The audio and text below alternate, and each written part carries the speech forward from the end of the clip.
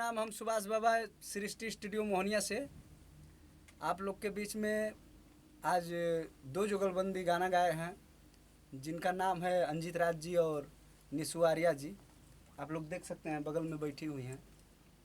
और आज बहुत ही मेरे स्टूडियो में भीड़ भाड़ है और बहुत दूर दूर से लोग गाने आए हुए हैं। बहुत अच्छा खुशी हो रही है कि थोड़ा थोड़ा मैं भी रास्ते पर आ रहा हूँ, नहीं तो ठीक है, गलती सही माफ़ कीजिएगा। प्रणाम। आइए गाना सुनाते हैं। निशु आर्या जी लीजिए इंटरव्यू।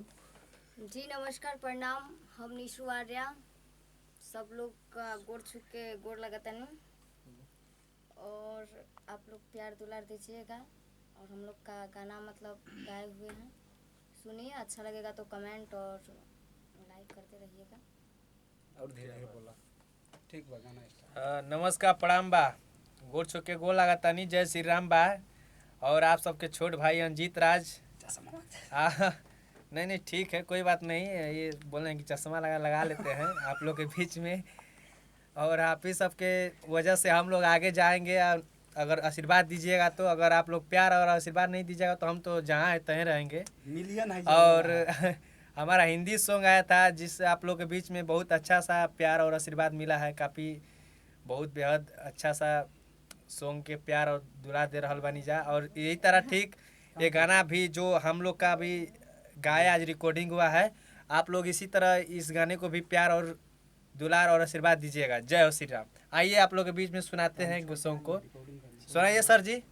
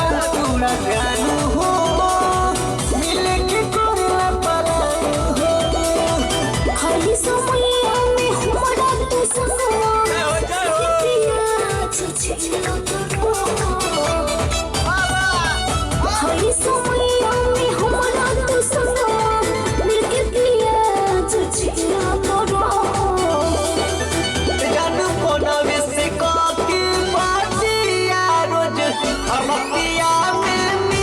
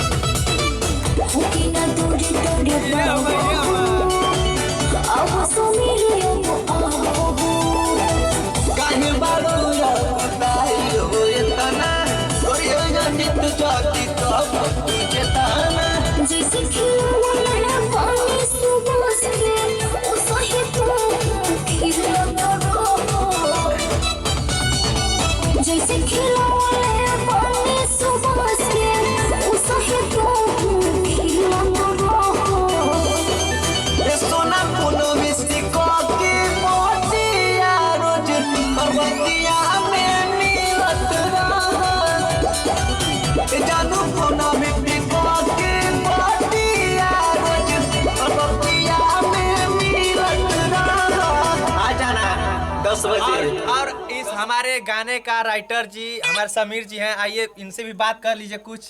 बहुत अच्छा गाना दे रहे हैं। नमस्ते प्रणाम। आप जितने भी मेरे भैया भोजपुरिया सुनने वाले, भोजपुरिया देखने वाले, आप सब लोग सुनिए और मेरे भाई को प्यारा आशीर्वाद दीजिए। और यूट्यूब पर हमारा सर्च कीजिए हमारे भाई का HD वर्ल्ड भोजपुरी, और इस यूट्यूब पर जाइए और सर्च कीजिए और लाइक कमेंट और शेयर और सब्सक्राइबर कीजिए। जय हो भोजपुरिया समाज। इसी तरह प्यार और आशीर्वाद देते रहेंगे भैया लोग। हर हर महादेव। हर हर महादेव।